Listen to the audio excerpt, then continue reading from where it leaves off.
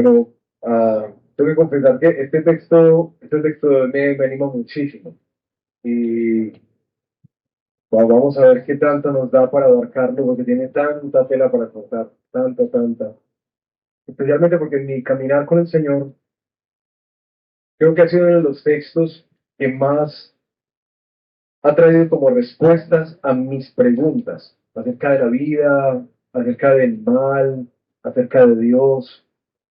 Creo que este texto en particular que vamos a estar estudiando el día de hoy es uno de los textos para mí por excelencia, para ponernos unas gafas bíblicas y tratar de entender el mundo en el que nosotros vivimos y qué es lo que pasó.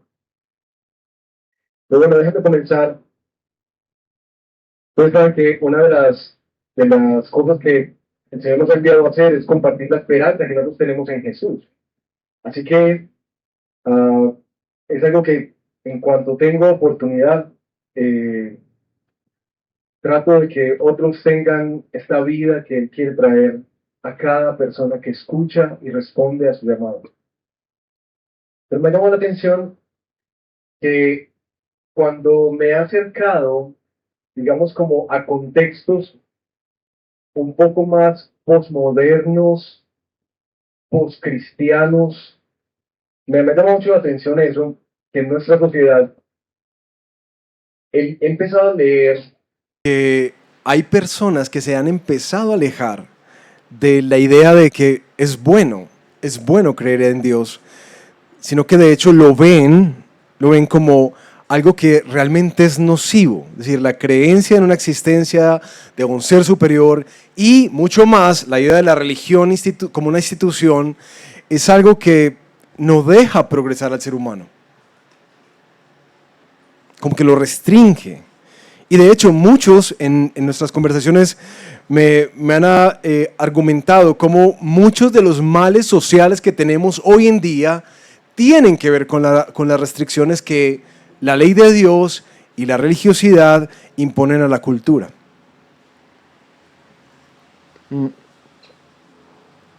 Ahora, esta idea no es nueva. Esta idea es una idea muy antigua.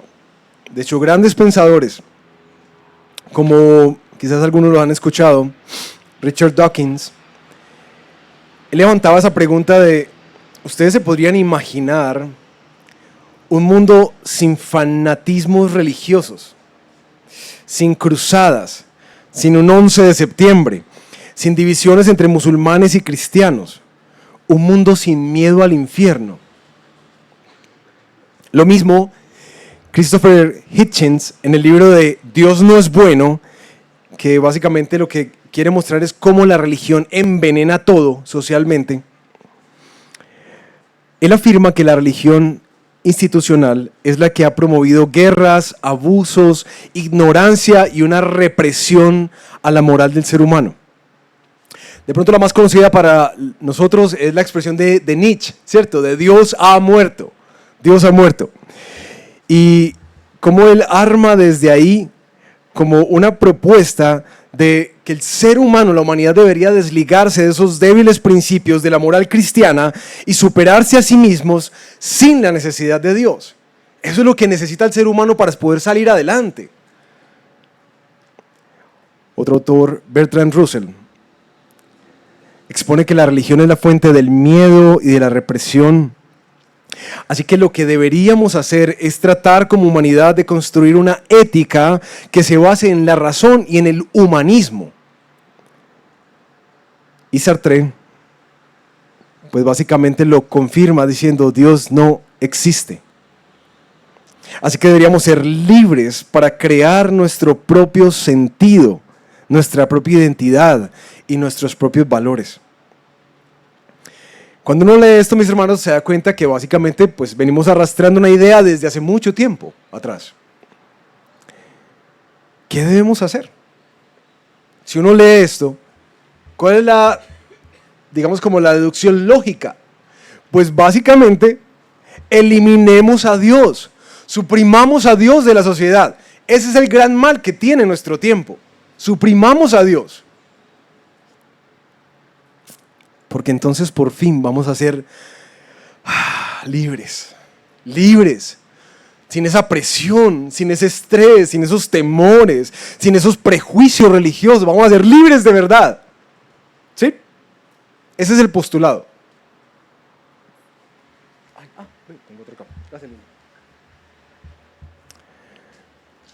Ahora, es importante notar que cuando uno lee estos comentarios, sí se da cuenta que estos autores tienen una visión sesgada de quizás malas experiencias y malos recuerdos en la historia de la aplicación de la palabra del Señor para llevar campañas e ideales que no tienen nada que ver con el Evangelio.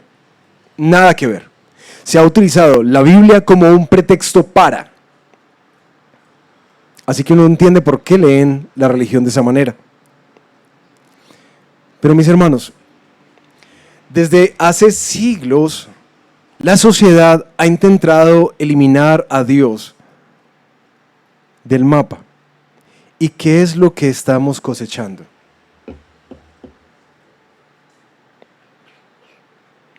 La verdad es que estamos cosechando una crisis tenaz. Algunos pensadores modernos, de hecho me llamó la atención ver a pensadores ateos diciendo, saben que debemos volver a esos valores y principios del cristianismo. Dice un análisis de esta realidad: la ausencia de Dios o de los principios cristianos en la sociedad occidental ha producido una profunda crisis de sentido, de identidad y de valores, donde lo relativo ha reemplazado a lo absoluto y el yo se ha entronizado como la autoridad máxima y se ha perdido la noción de verdad, de bien o de belleza como realidades objetivas. Eso ya no existe. Esto ha llevado al debilitamiento del compromiso con la familia, con la vida, con la comunidad, con la dignidad del ser humano, generando una cultura de individualismo, de ansiedad, de fragmentación moral y de un profundo vacío y un vacío espiritual. Al abandonar el fundamento trascendente que sostenía la ética y la visión de la vida, Occidente ha caído en una especie de orfandad existencial, buscando respuestas en ideologías que todo el tiempo están cambiando, en placeres efímeros o en sistemas que nunca pueden dar redención. ¿Qué tal esa lectura? Mis hermanos, cuando uno ve la sociedad actual, cierto que ese grito de independencia a Dios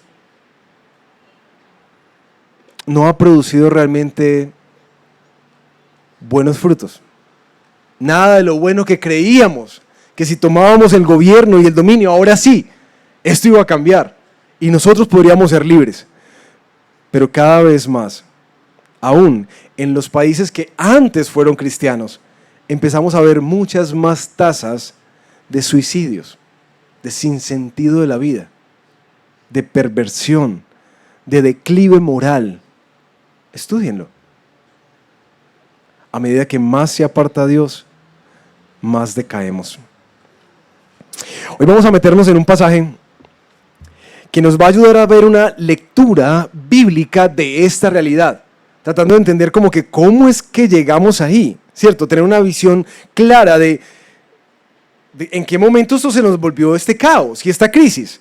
Pero también es un pasaje que trae consigo una preciosa esperanza de cómo es que el Evangelio es una buena noticia para nosotros y cómo es que Cristo realmente es la respuesta que socialmente nosotros estamos buscando. Hoy he llamado a esta predicación los estragos de suprimir a Dios. ¿Sí? Y vamos a verlo en nuestro texto, en esos 3 puntos. Ustedes saben que siempre tengo por ahí 3 puntos, ¿no? Los estragos de Dios, de la supresión de Dios, nos van a llevar a cosechar la ira de Dios, a recibir la disciplina de Dios y a vivir en una anarquía de Dios. ¿Qué tal si oramos y le pedimos ayuda al Señor?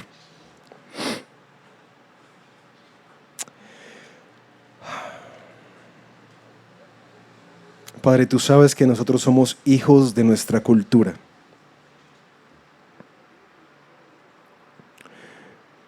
Cuando preparaba esto, me doy cuenta de cuánto en ocasiones se ha alejado nuestra mente y nuestra cosmovisión, nuestra manera de entender, de actuar, de procesar, de responder a diferentes situaciones, circunstancias, lecturas, modas de nuestra cultura de una manera cristiana, de una manera bíblica. Por eso una de las cosas que yo quiero pedirte para nosotros hoy es que nos renueves a través de la transformación de nuestro entendimiento. De hecho, cosas que damos por sentados, sino que sean replanteadas a la luz de la palabra. Pero también, Señor, que salgamos de aquí con una profunda esperanza, atesorando por qué es que Cristo es tan vital, tan urgente y tan precioso en medio de un contexto y una cultura en declive como la que vivimos. Guíanos, Señor. Yo no tengo lo que se necesita, pero bendito seas tú por tu Espíritu que habla directamente a nuestro corazón y aplica la palabra y produce salvación y santificación. Y eso es lo que pido que hagas hoy, Señor, en el nombre de Jesús. Amén. Bueno, mis hermanos, hoy vamos a meternos a Romanos capítulo 1, versículo 18 al 32. Tenemos bastantes versículos hoy. Pero para poder entender el texto, tenemos que volver un poco a unas semanas atrás cuando veíamos los versículos 17 en adelante. Porque esos versículos son los que le dan claridad a lo que Pablo va a empezar a expresar. ¿Recuerdan cuando Pablo estaba diciendo: porque no me avergüenzo del evangelio, pues es el poder de Dios para la salvación de todo el que cree, del judío primeramente y también del griego?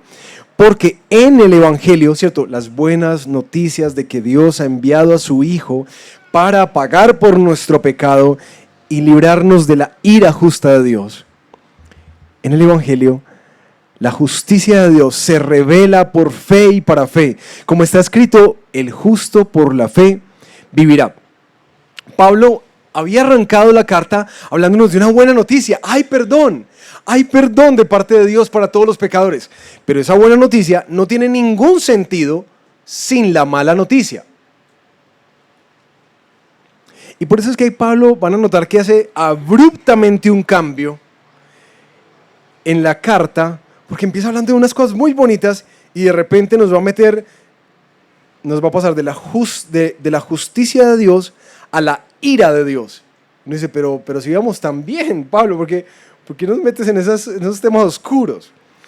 Y es que a partir de acá, mis hermanos, como estamos estudiando la carta, es muy importante que ustedes entiendan que estos 3 primeros capítulos de Romanos son todo un argumento para ayudarnos a entender que tanto religiosos como irreligiosos, cristianos o ateos, todos estamos sentados en la misma silla bajo el juicio y la ira de Dios. Y Pablo va a gastarse 3 capítulos ayudándonos a entender, pero vení, ¿cómo así que yo soy culpable delante de Dios? ¿Y por qué se enojó conmigo? Eso es lo que Pablo va a hacer en 3 capítulos. Hoy es el primero de los elementos que vamos a estudiar y es importante separarlos para poderlos entender. Así que Pablo empieza a tejer todo un argumento para ayudarnos a convencernos de nuestra necesidad de esa buena noticia. Porque hasta que uno no entienda la mala noticia, la buena noticia va a ser como que, ve qué bonito, ve qué bacano que Él murió en la cruz por nosotros, ay, tan lindo Jesús, ¿cierto? Tan de buen corazón. Hasta que uno no entienda la gravedad en la que uno está, esa noticia no va a tener sentido. Y eso es lo que Pablo quiere ayudarnos a entender. ¿Listo?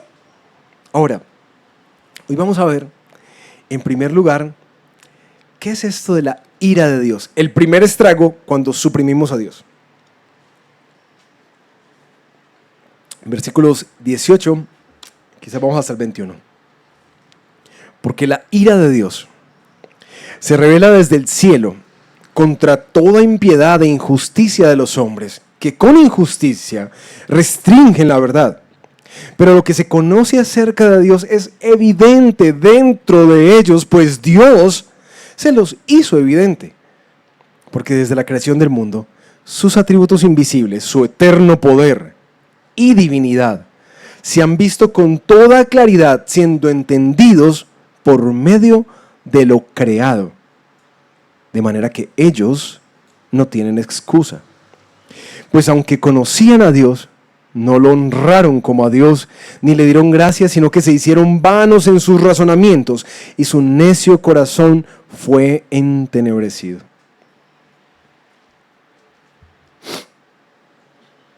Uno se levanta la pregunta, cuando hablan de que Dios se aira, y particularmente como Pablo lo pone acá, que Dios está airado contra la humanidad, la pregunta que uno hace es como, ¿pero qué es tan grave?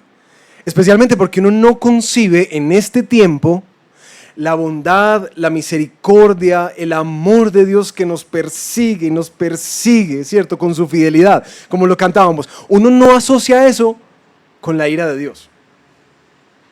Es decir, alguien que es tan bueno, que es capaz de hacer tanto, no puede airarse de esa manera. Eso no es lógico. Eso no es compatible. Un corazón tan bueno con un corazón airado, ¿cierto? No es compatible en nuestro entender. Pero Pablo nos afirma con claridad que Dios está airado, que la ira de Dios está siendo revelada constantemente en esta creación. Y aclaramos, no es esa ira caprichosa de los dioses griegos y romanos que si no eran adulados, entonces derramaban su ira. La ira de Dios tiene unos componentes muy particulares y tratemos de entender con quién está airado Dios y por qué está airado. Porque Pablo en estos versículos nos está diciendo que primero, Dios está airado contra la maldad y la injusticia de los hombres. Así que sí, es una ira contra la humanidad. ¿Pero por qué? Y Pablo describe la impiedad y la injusticia. La impiedad, la falta de piedad como un pecado vertical hacia Dios. Y la injusticia, un pecado horizontal hacia nuestros vecinos, amigos, nuestro prójimo. Pablo dice que el ser humano ha pecado abiertamente contra Dios y contra otros, y no solamente eso, sino que restringen, retienen, reprimen, suprimen la verdad acerca de Dios. Es decir, que se resisten a la agenda de Dios, pero también al reconocimiento de Dios. Lo que Pablo dice es que cuando la verdad de Dios es suprimida y en consecuencia empieza la maldad rampante y la injusticia, a Dios le da piedra. Dios se enoja cuando ve eso.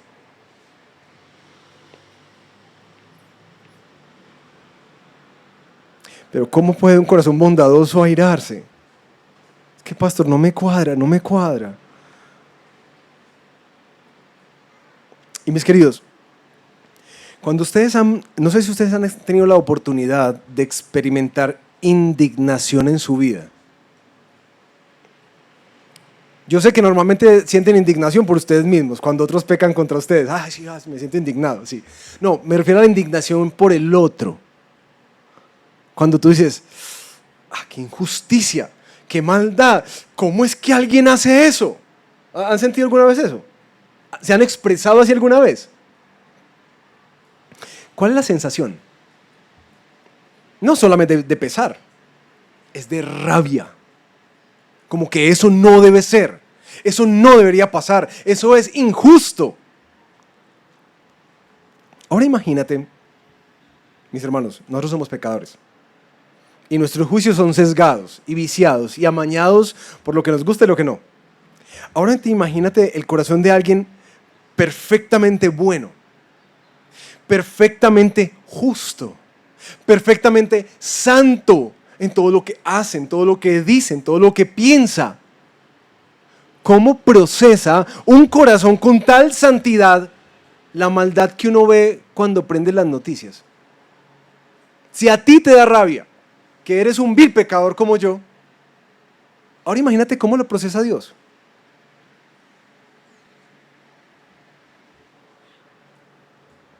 La ira de Dios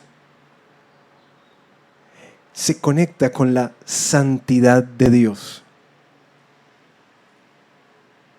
Por eso el término, no es que el Señor se puso como molesto, como maluco, como que estaba incómodo. No, está airado.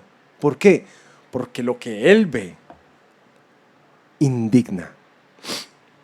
Y si de pronto no lo vemos acá, quizás la vida de Jesús, que es el que más atesoramos nosotros y quizás más visible ha hecho el carácter de Dios, nos ayudaría. Ustedes recuerdan a Jesús cuando estaba confrontando a los fariseos. Venga, yo creo que ustedes están hablando mal, ¿cierto? Y lo que ustedes están enseñando no es. Cuando Él ve que las enseñanzas que Él dejó las están utilizando de una manera que le estorban y ponen cargas a las personas, y antes de acercarlos a Dios, los alejan a Dios, ¿qué les dice? Sepulcros blanqueados, ¡ay de ustedes! Y empiezan los ayes que encontramos en el Evangelio de Mateo. El Señor está a piedro. O la famosa escena de los cambistas en el templo, ¿no? De esos que Él describe como una cueva de ladrones, que están tomando usufructo, que están haciendo las cosas mal, no solamente porque están en el templo, sino por lo que están haciendo ahí.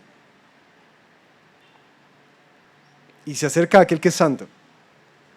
Venga, yo creo que esto no está bien. ¿Cierto que no?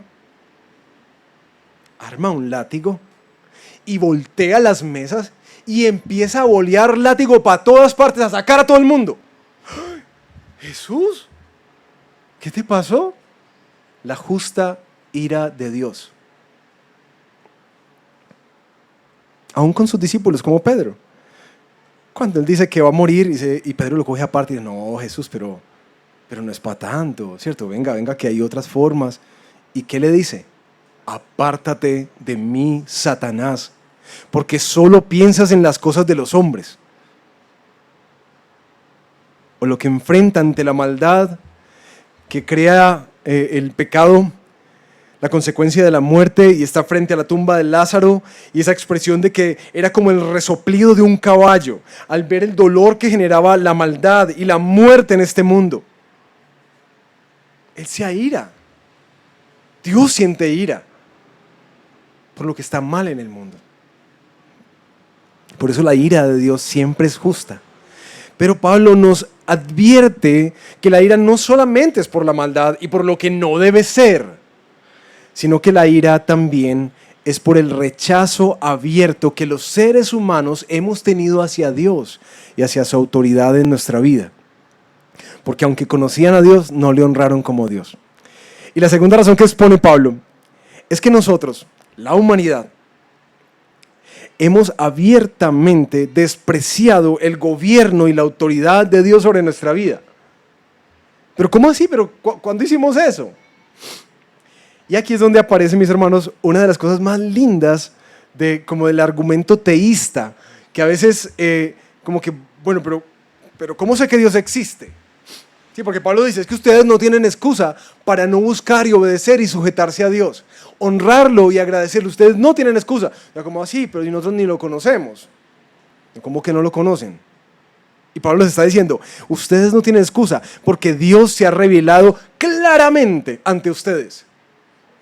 ¿Y eso cuándo pasó? ¿A través de qué? De la creación. En el mundo teológico, eso se conoce como la revelación natural, y hay otra que es la revelación especial. Básicamente lo que está articulando esto es cómo es que el ser humano puede conocer a Dios. Básicamente de dos maneras. La primera, a través de las Escrituras, como dice la carta de Hebreos, ¿cierto?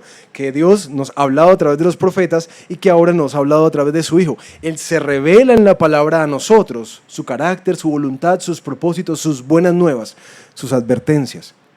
Pero Pablo pone este argumento acerca de la existencia de Dios, que es evidente cuando ves la creación. Recuerdo hace unos años atrás, Annie, cuando estaba más chiquitica, se me acerca ahí al balcón y me dice, papi, ¿y yo cómo sé que Dios existe si no lo puedo ver? Hágame el favor. Yo creo que una de las cosas que uno más lo maduran en la fe son las preguntas a veces de los hijos, especialmente los chiquitos. Y bueno, fue un diálogo muy bueno. Decía, bueno, primero hay que desbaratar el argumento de que lo que no vemos no existe, ¿cierto? Porque hay cosas como el viento, que no lo vemos y existe. Hay cosas como el calor, que lo sentimos, pero no lo logramos ver, existe. Así que, pues primero, que no veas algo no quiere decir que no existe. ¿Listo? Pero lo segundo es que Dios nos ha dejado pistas que nos apuntan a Él. Y como estaban ustedes, algunos han ido a la casa y ven que hay un montón de matas, bueno, o había, ya las mochamos, había muchas matas. Entonces, hablamos de, ¿tú qué ves en esta mata? ¿Cierto? ¿Tú qué ves en esta planta? Un color. O sea, pero mira cómo funciona, mira el diseño, ¿cierto? Mira los colores. De hecho, el ciclo de cómo produce, cómo se reproduce. Como que, ¿quién hizo eso? Porque esto tiene un sistema espectacular. Y en casa nos gusta ver mucho estos documentales de Nat Geo y de Discovery acerca de la creación, ¿cierto? Del planeta y cómo funciona. O sea, a mí eso me da como esa indignación. O sea, ¿cómo esta gente? Porque no he encontrado ninguno desde una perspectiva bíblica, ¿cierto? Todos tienen una explosión de un Big Bang. Yo decía, oye, uno necesita más fe para creer que algo explotó y generó esta perfección que decir que un ser sobrenatural habló y creó. Yo realmente creo que el ateísmo necesita más fe que el cristianismo. Dios se ha revelado y en la majestuosidad de su creación se ve su poder y su divinidad. Nadie puede ver el funcionamiento de esta creación, el funcionamiento del ser humano, los sistemas que operan para que nosotros no seamos extinguidos con una precisión milimétrica y decir, ve, esto es del azar, esto es de una explosión. Y por eso muchos ateos se mueven a decir, no, bueno, reconocemos que hay un diseño inteligente. Alguien pues creó esto. Pablo está diciendo, ustedes no tienen excusa. La creación te habla de su creador. Es evidente que hay una mente detrás de esto. ¿O no? Sí, lo hay. Ahora, la ira de Dios se enciende porque aunque es evidente para todo ser humano la existencia de Dios, porque Dios mismo ha dado evidencia en su creación, pero es una evidencia interna, si ven el texto. Aquí, algo nos dice que Dios existe. Algo. Como que uno siente como que necesita buscar algo, como que algo falta. Y tratamos de saciarlo por todas partes. Pero solamente se encuentra en un lugar. En Dios. Pablo dice, Dios se ha enojado, se ha irado contra nosotros, porque conociéndolo no lo honramos ni le dimos gracias. Y aquí está el otro elemento como que, claro, Dios se aira por la falta de gratitud y la debida adoración a quien ha provisto todo para nosotros. Y sé que algunos dicen, es que Dios es un ser egocéntrico, todo lo quiere para Él. He tenido buenos diálogos al respecto de eso. Por un lugar, mis hermanos, no hay nada más grande, más glorioso, más excelso, más santo, más justo, más bueno en toda la creación que Dios. Por eso lo más lógico que Dios puede hacer es ponerse en el centro, porque no hay nadie como Él. Nadie como Él. Por eso está en el centro. Pero también por derecho de creación. Y quizás nosotros podamos experimentar, y algunos que ya criaron adolescentes, puedan experimentar esta sensación del enojo de Dios cuando El papá está haciendo de todo para proveerle a los muchachos todo lo que necesitan, todo lo que necesitan. Pero ellos nunca reconocen sus esfuerzos, nunca agradecen, nunca colaboran. Y ya veo más de un papá volteando los ojos. Mis hermanos, eso es egocentrismo. Eso no es egocentrismo. Porque uno está vaciando su amor sobre sus hijos. Les está dando de todo y muriendo a mucho de uno para ellos. Lo que uno por lo menos espera es una consideración, una gratitud, ¿cierto? Y por eso es que Pablo dice, Dios les dio de todo y ustedes no han hecho sino rechazarlo abiertamente. Así que la ira de Dios es una ira justificada. Pero esto nos mete en una gran pregunta.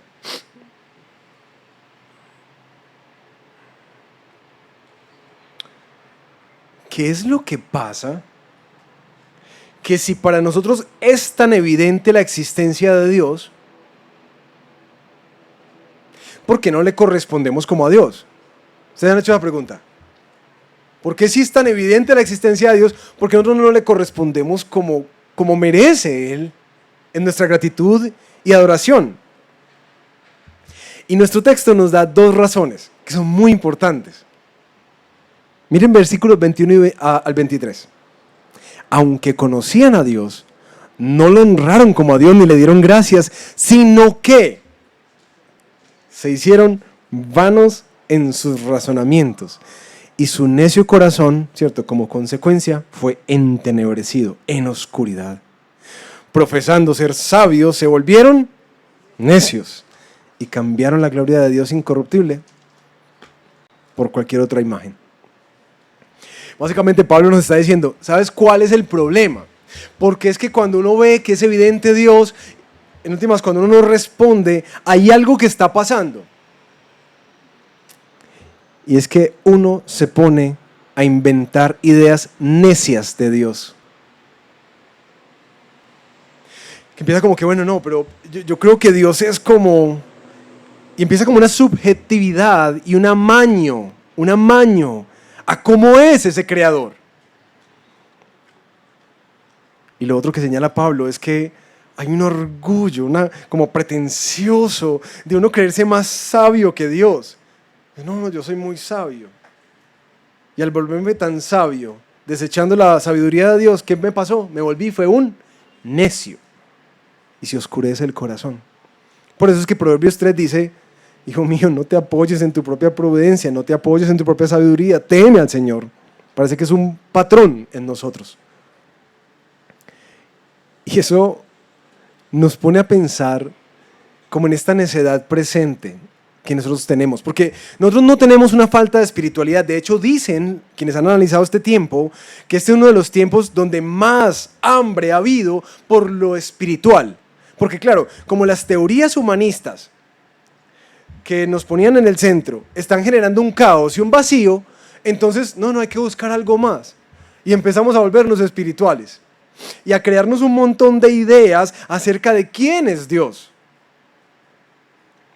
Y aparecen personas muy lindas que le dicen a uno, pastor, no, es que a mí me gusta pensar de Dios como un padre bueno. Ay, pastor, no, es que a mí me gusta pensar en Dios que Él siempre quiere lo mejor para mí. A mí me gusta pensar de Dios que Él no pone esas barreras y límites. A mí me gusta pensar de Dios que, ¿entienden lo de las ideas necias? Que básicamente empezamos a amañar la imagen y la idea de Dios a lo que nuestro corazón anhela. Dios es así.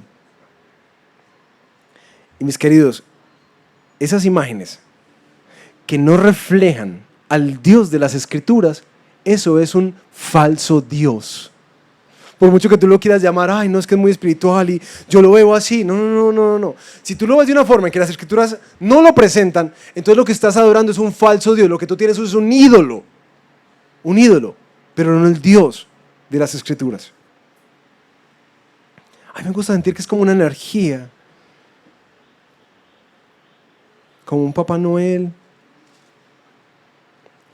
Pablo dice, eso no es Dios. Ideas necias. Y entonces viene el resultado de nuestra necedad al suprimir a Dios y ponernos en el centro. Nosotros vamos a decir y vamos a definir cómo es Él y qué es lo que Él quiere para nuestra vida. Y arranca el segundo desastre, consecuencia de la supresión de Dios. Y es la disciplina de Dios. ¿Listo? Vamos a leer los versículos 22 al 31.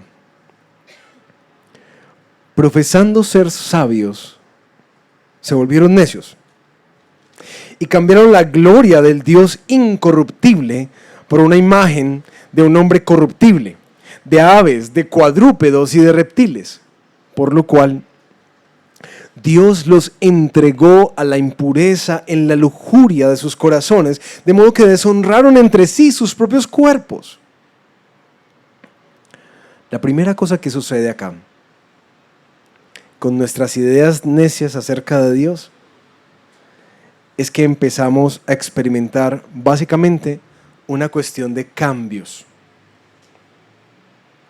Cambiamos la gloria de Dios, cambiamos la verdad de Dios, cambiamos la autoridad de Dios.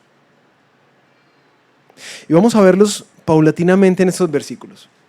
Acabamos de ver el primer cambio. Ellos cambian la gloria de Dios, que es incorruptible, que es excelsa, gloriosa,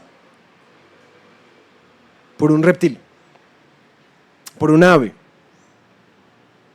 por un hombre. Pablo está condenando aquí el tema particular de la idolatría, esa que las escrituras habían condenado antes. Ustedes recuerdan cuando Dios libera al pueblo en el Éxodo y Moisés sube al monte Sinaí para recibir las tablas. Él se demora, entonces Aarón dice, uy, no, ¿qué pasó con Moisés? No, yo creo que perdió o se murió, no sabemos. Hagamos un Dios. Entonces ¿hacen qué? Un becerro de oro. Y dicen, este es el Dios que nos salvó. El Salmo 106 lo pone así: ustedes cambiaron a quien era su gloria por la imagen de un toro que come pasto. ¿Entienden por qué es necio? Es necio. Básicamente el primer estrago habla de la idolatría. Y es muy interesante, porque si uno rechaza a Dios, se hace un Dios.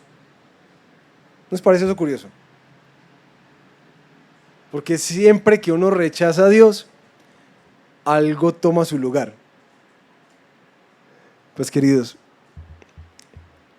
nosotros fuimos diseñados para estar en una relación con Dios y recibir de Él nuestra seguridad, nuestra identidad, nuestro propósito, nuestra paz, nuestra plenitud.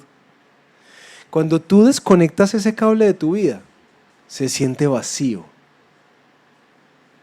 Algo falta y necesitas encontrarlo. Y así que aparecen estos otros lugares en los que nosotros tratamos de resolver eso. El sexo, las relaciones sentimentales, el dinero, el poder, la belleza. Esos se vuelven, como lo han analizado algunos, como nuestros ídolos culturales.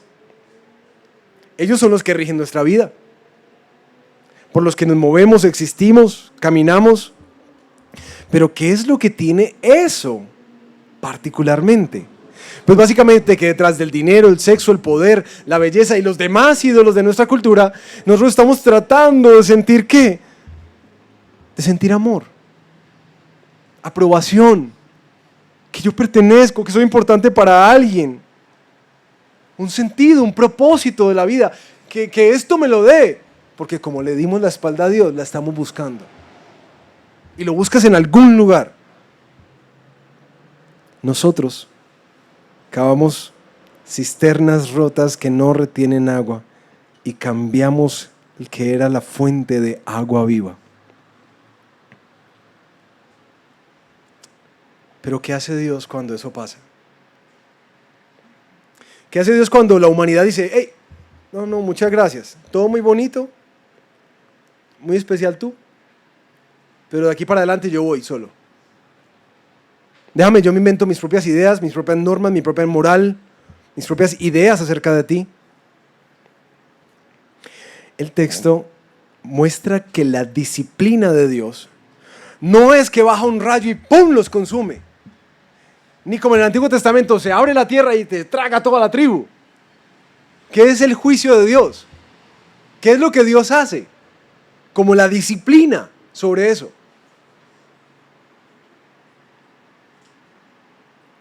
Los entrega a sus deseos. Pablo comenta acá que los deseos a los que lo entrega Dios son deseos lujuriosos, a la impureza sexual particularmente, de modo que deshonran entre sí sus propios cuerpos.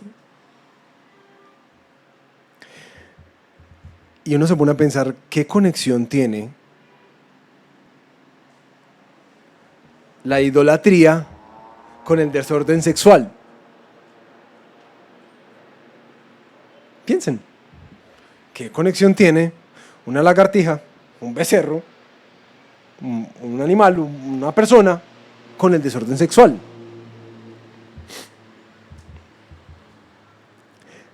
Pues mis hermanos, básicamente, cuando uno construye una imagen de Dios, ¿cierto? A mí me gusta pensar en Dios como esa imagen de Dios. Lo que uno hace es construir un ídolo que está amañado a lo que tu corazón desea, a lo que es funcional para ti.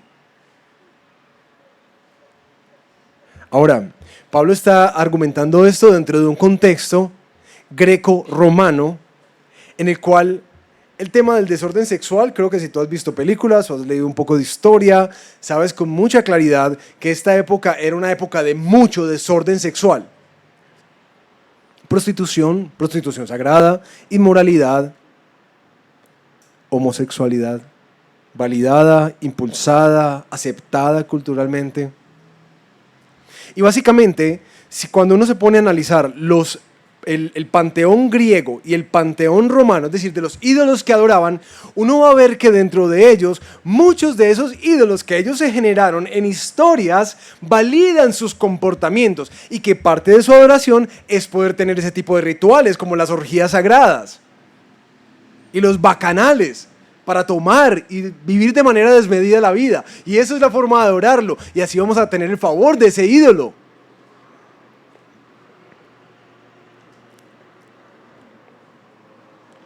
Dios los entrega para que ellos hagan lo que quieren hacer. Lo triste de eso es que básicamente lo que ocurre es un cambio de autoridad. Cambian la voz de Dios por algo más. Cambiamos la autoridad de Dios por los deseos de nuestro corazón para guiarnos según Él, según ellos.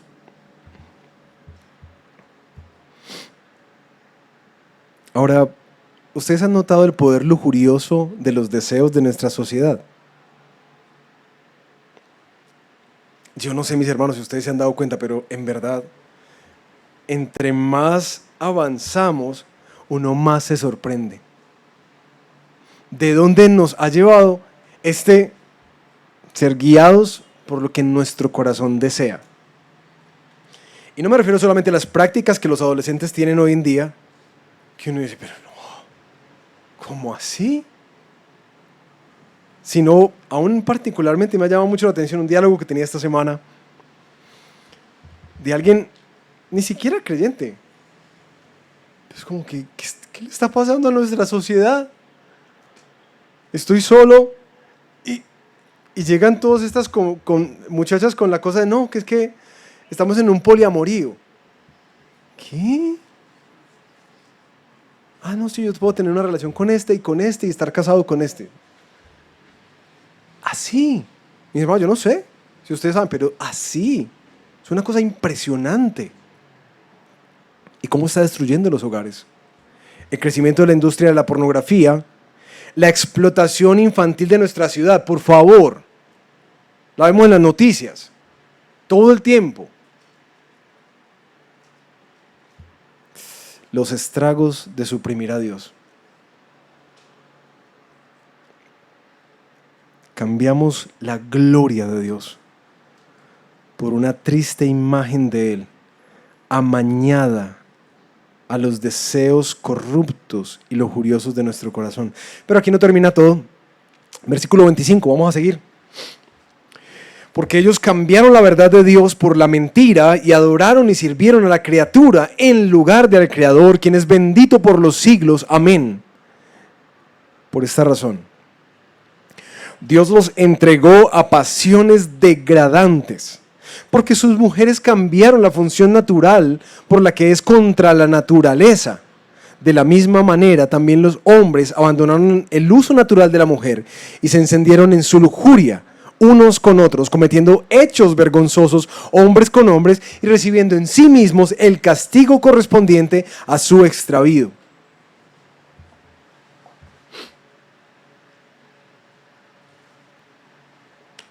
El segundo cambio es un cambio de la verdad.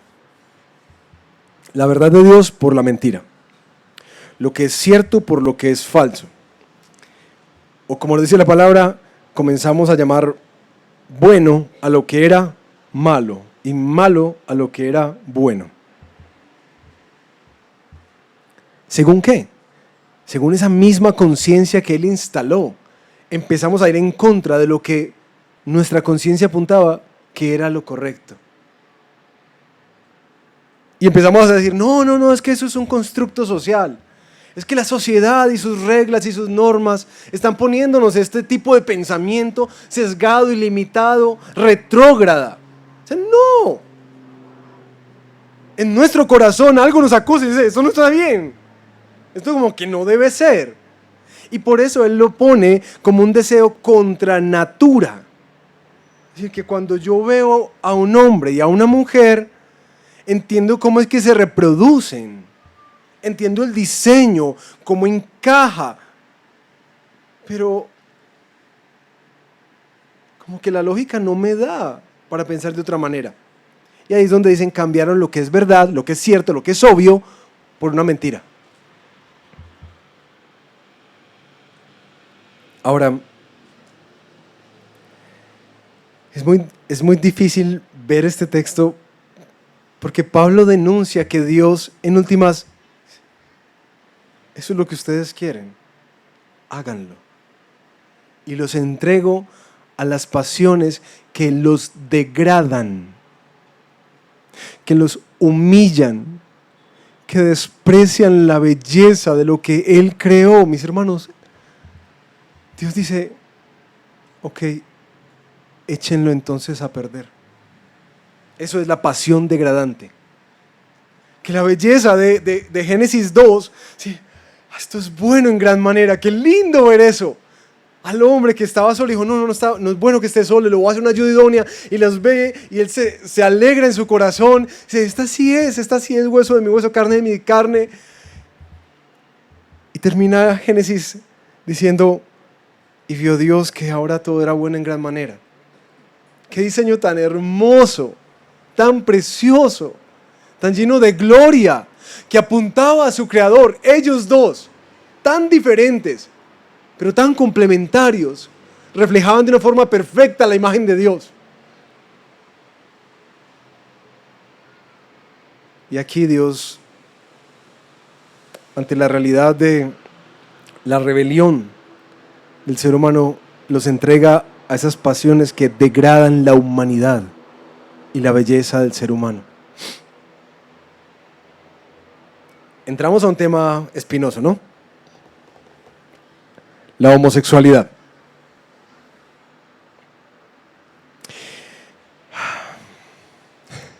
¿Cuánto tiempo tenemos?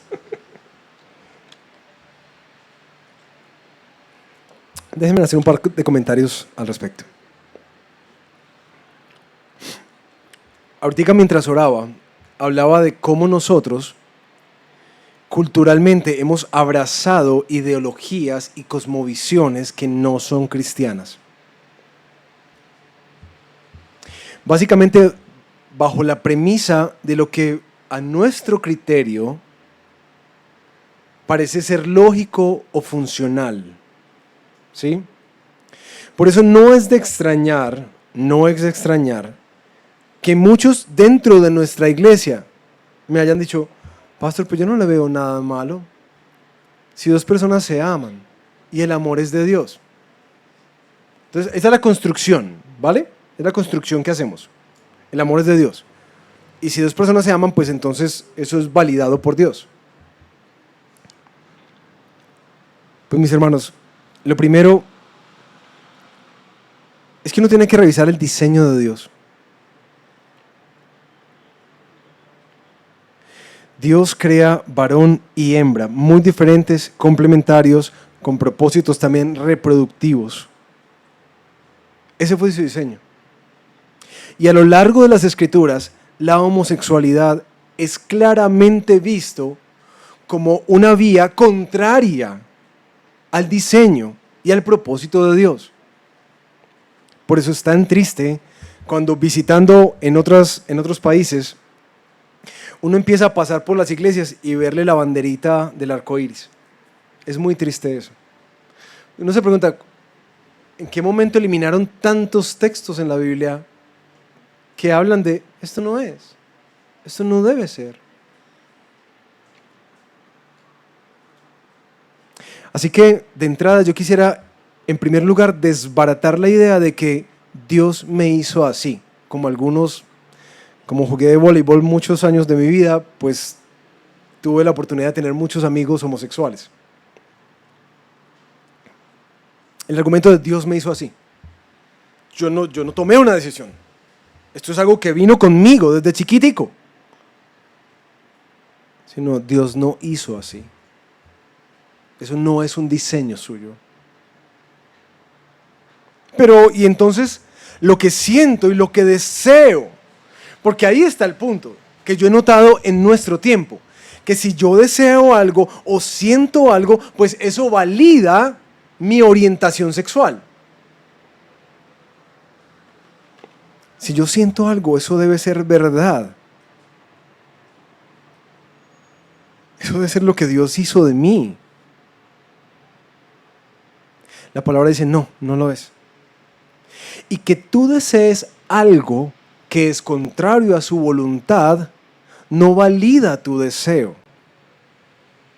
De hecho, si sacamos el mismo principio de que lo que desea nuestro corazón, entonces se valida porque es amor,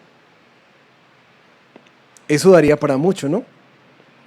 Y siempre que tengo esta discusión, les pongo un ejemplo en particular de un hermano en la fe que se acerca a mí y me dice, Jonathan, necesito que me acompañes, hace muchos años atrás. Y bueno, claro, ¿qué pasa? Es que yo soy gay. Sí, tengo un deseo por el mismo género. Ok, bueno, claro, ven y cuéntame, háblame un poquitico más de esto. Y dice, no, Jonathan, pero es que quiero contarte algo más. Es que mi deseo es por los niños del mismo género.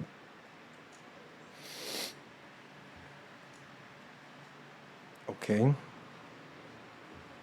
Pues ven, cuéntame un poco más. ¿Cierto? Y hablemos de esto.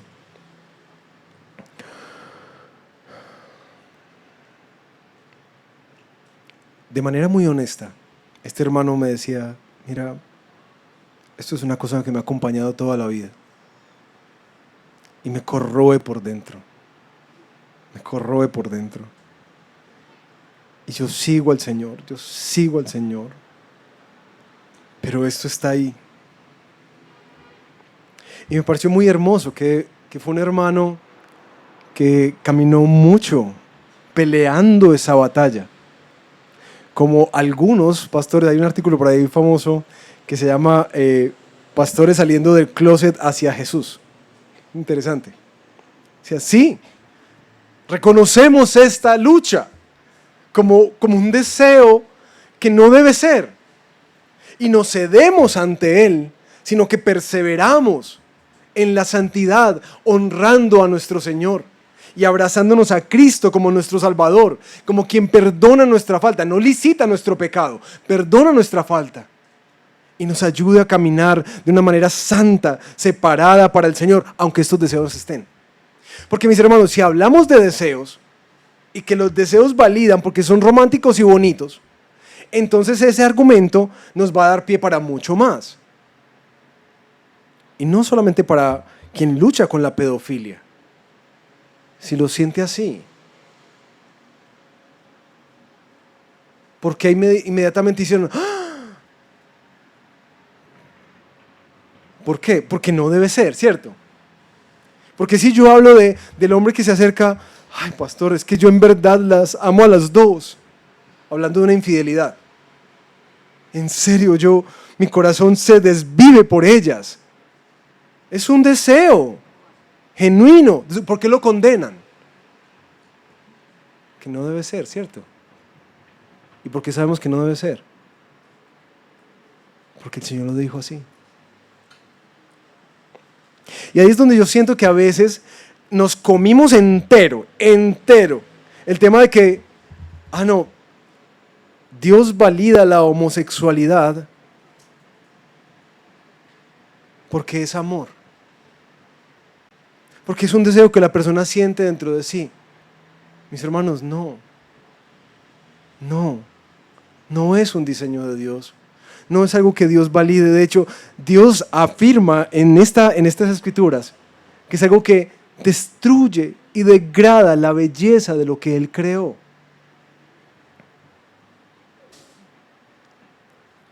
Ahora quiero hacer una precaución muy importante. Porque creo que en el cristianismo podemos caer en dos extremos respecto al tema de la comunidad LGTBIQ+. Uno, el extremo que vemos más en el occidente, ¿cierto? Hacia el norte, en los países de América y de Europa, en el cual uno ve plagada por todas partes. La aceptación del amor entre personas del mismo género. Porque Dios es amor y Él vino por los pecadores, entonces se reciben a todos. Debemos evitar caer en ese extremo, pero también debemos evitar caer en el otro extremo ¿de qué? De la homofobia. Y quizás en nuestro contexto también tendremos que hablar de eso muy claramente. En la cual a veces siento dentro de la iglesia cristiana como cierta repulsión, como que, sí, como que más bien me cruzo la calle. Se reprocha, se critica, se condena. Porque mis hermanos, ¿cuál es la propuesta del Evangelio? ¿Cuál es? ¿Él no vino a salvar lo que se había perdido? Entonces, ¿cuál es la actitud de un creyente que entiende que no es el diseño de Dios, pero que es consecuencia de la rebelión contra Dios? O sea, claro, esto no es. Y hay que amar al pecador. Porque de hecho, Pablo aquí va a empezar a ampliar la lista para que no digamos, es que no, la homosexualidad es el peor.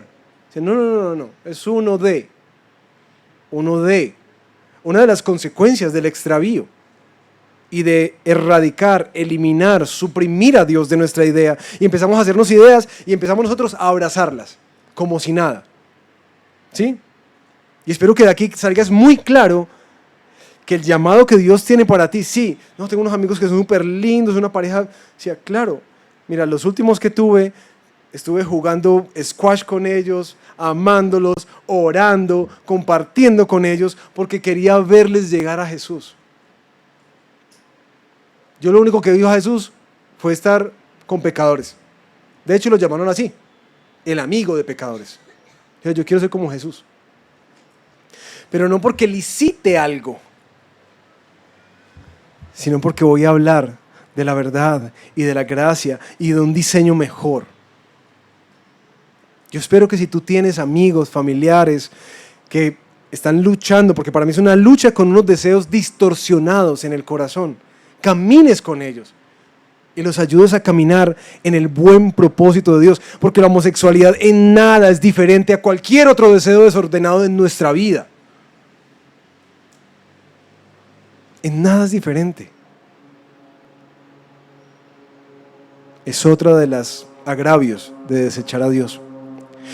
Bueno, Pablo termina, versículo 28. Así como ellos no tuvieron a bien reconocer a Dios, ¿cierto? Les pareció que conocer a Dios era una bobada. Dios los entregó a una mente depravada o reprobada para que hicieran las cosas que no convienen. Y aquí empieza a ampliar la lista. Están llenos de toda injusticia, de maldad, ¿cierto? Sacan provecho.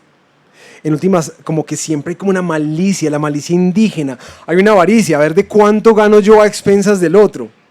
¿Sí? Están llenos de envidia, de quién es más bonito, de quién tiene un carro más grande, de qué le falta a este, de cómo reconocieron a este y por qué a mí no. Una envidia que muchas veces lleva a homicidios, ¿cierto? Ese tema de hablar mal, de tratar de destruir a la otra persona y aún darnos el permiso de acabarla. Pleitos, engaños, ¿cierto? Sacarle ventaja al otro, vendiéndole algo que no es. La malignidad. Son chismosos, detractores, aborrecedores de Dios, insolentes, soberbios, jactanciosos, que son orgullosos, inventores de lo malo, desobedientes a los padres, sin entendimiento, indignos de confianza, no se puede confiar en ellos, sin amor, despiadados. ¿Qué tal esa lista? ¿Eh? Y pensábamos que la homosexualidad era el mayor problema. Mis hermanos, el daño es muy grande. Cuando uno ve esto, uno entiende, claro, ante la pregunta que yo me he hecho, ¿de dónde está Dios? ¿Y por qué la sociedad está como está? Entonces, ¿cuál es la respuesta que este texto nos dice?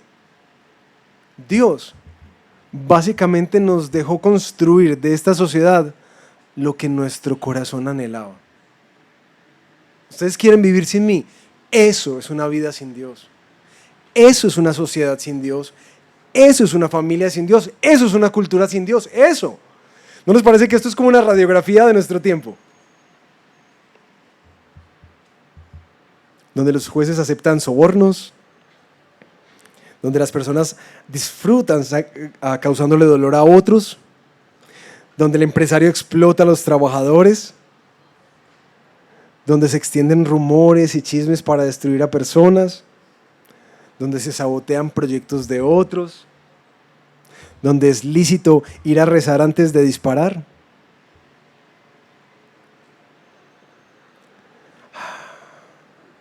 Donde hostigamos, hablamos mal, generamos grupos, divisiones, nos cuesta pedir perdón, nos cuesta extender perdón, donde cada vez nos pavoneamos más de cómo somos, de lo que tenemos, de lo que conocemos, jactanciosos, orgullosos, faltos de servicio.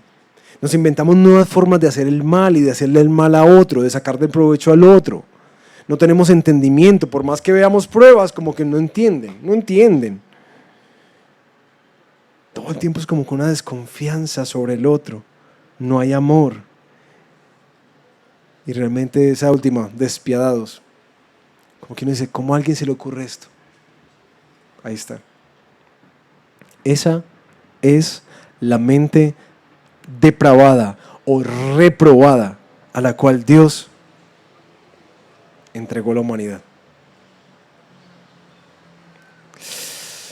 Mis hermanos, yo espero que cuando tú veas la sociedad, cuando enciendas las noticias, cuando te enteres de situaciones, tú hagas clic en tu cabeza de por qué estamos como estamos.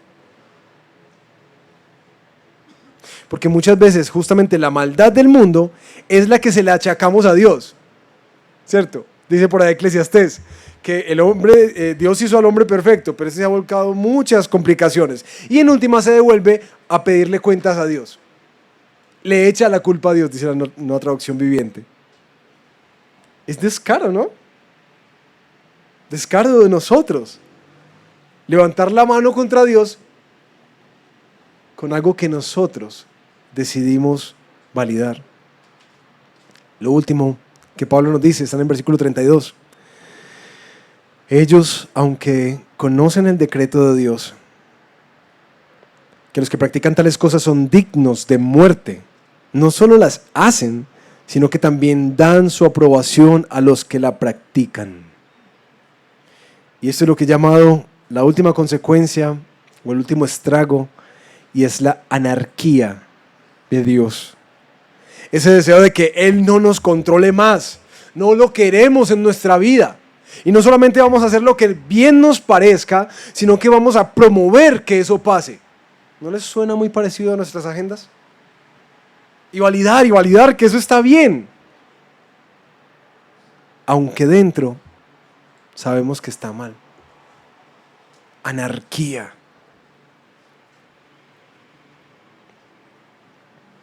Mis hermanos, yo sé que este cuadro es un cuadro oscuro, ¿cierto que sí? No, tenemos la ira de Dios, la disciplina de Dios que nos deja a nuestros corazones, y ahora tenemos esa anarquía que continúa y continúa rampante de no queremos tu autoridad. Gracias a Dios, que es Dios. Y que aunque nosotros le escupimos en la cara, a veces de maneras descaradas y a veces de maneras inconscientes, viviendo como señores de nuestra vida, armándonos nuestros propios estilos y listas morales, gracias al Señor que Él no cambia. Y como dice Juan 3,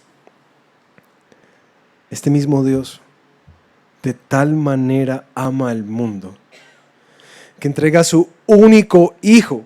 Imagínense, piensen en ese cuadro oscuro. ¿Quién quiere darle algo a esta gente?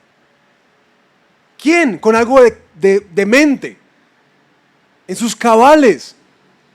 Si alguien abiertamente se revela tanto contra ti y te dice que no le importa lo que tú quieres, que no desea tu intervención en su vida, que no quiere tu autoridad, ¿quién en sus cabales le dijo, ay, voy a mandar a mi hijo?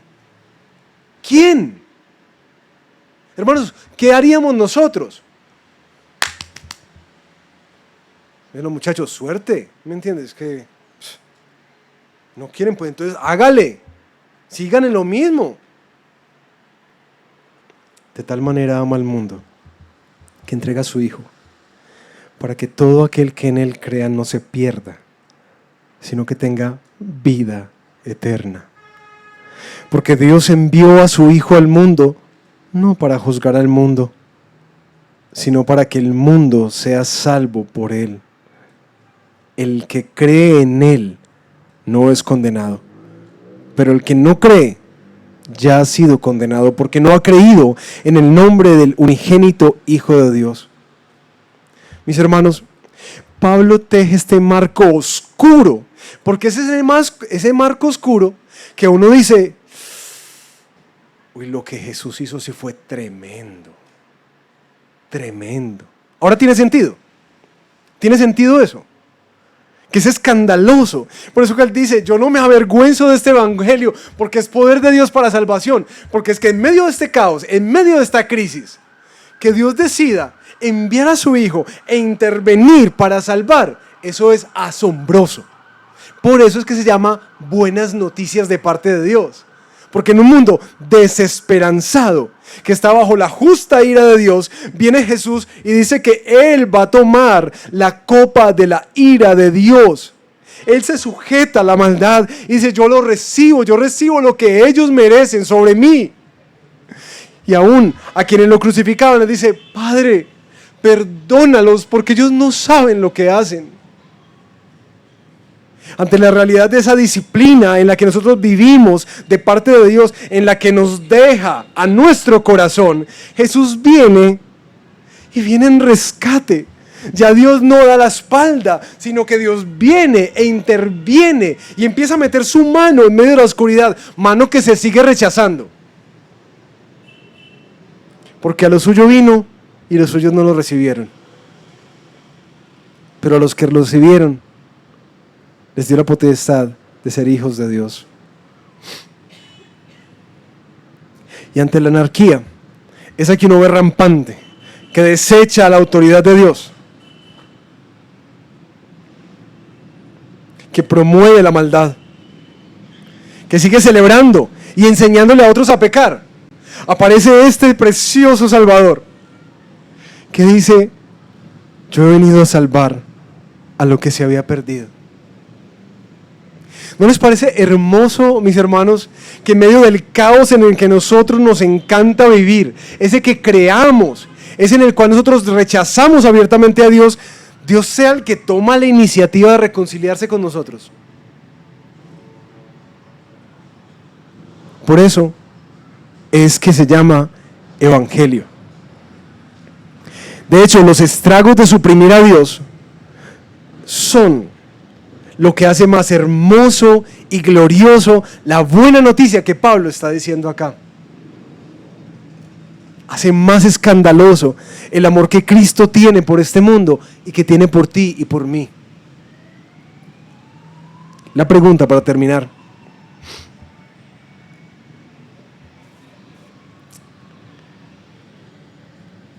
amigo que nos estás visitando, hermanos que han caminado por años con el Señor, ¿qué lugar está ocupando el Señor en tu vida?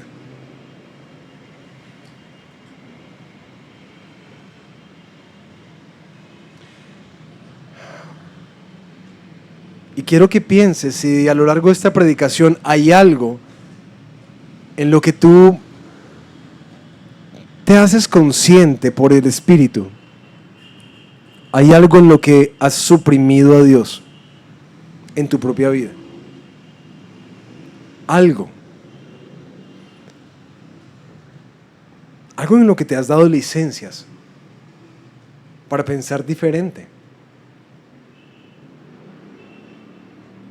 Algo en lo que tú te has hecho imágenes de Dios porque te gusta pensar de Él como esto o esto, pero no conforme a la palabra. Algo en lo que tú estás y tu conciencia te reprende, que estás activamente en rebeldía a Dios. Porque yo quisiera que saliéramos de aquí extendiendo los brazos a este Dios que, aunque lo hemos rechazado, corre tras nosotros. Corre tras nosotros. Así de escandaloso es su amor. Y que te vuelvas a Él y ordenes tu vida para que coseches la compasión y el amor de Dios, la restauración de Dios y la dirección de Dios para tu vida. No hay mejor lugar donde puedas estar. Oremos. Señor, te queremos dar gracias por que tú definitivamente no nos pagas conforme a nuestra maldad, que tú no actúas conforme a nuestra rebeldía, a nuestra necedad, sino que aunque muchos de nosotros hemos sido infieles, tú has permanecido siendo fiel. Hoy, Señor, tu palabra trae un cuadro precioso, que aunque nos pinta la oscuridad en la que nosotros vivimos, convivimos, crecen nuestros hijos, Señor, en últimas también nos pinta la esperanza de aquel que ha prometido que vendrá a restaurar todas las cosas. De hecho, cuando alguien entiende, es cuando entendemos la gravedad de nuestra condición, que podemos abrazarnos a esa preciosa gracia que nos ofreces en Jesús. Y de hecho es cuando entendemos nuestra rampante rebeldía hacia ti, y, y tu amor que no ha sido para nada lo que merecemos. Que nuestro corazón es ganado, es cambiado, transformado, no solamente para agradecerte y adorarte, sino para servirte, sujetarnos, dejarnos guiar por ti. Haz, Señor, que tu amor cale en la profundidad de nuestro ser y sea escandaloso. Porque como tú mismo decías, a quien más se le perdona, más ama. Y al ver lo que ha pasado en nuestra sociedad y mirar hacia la cruz, yo anhelo, Señor, que esto produzca más amor por ti. En Cristo Jesús. Amén.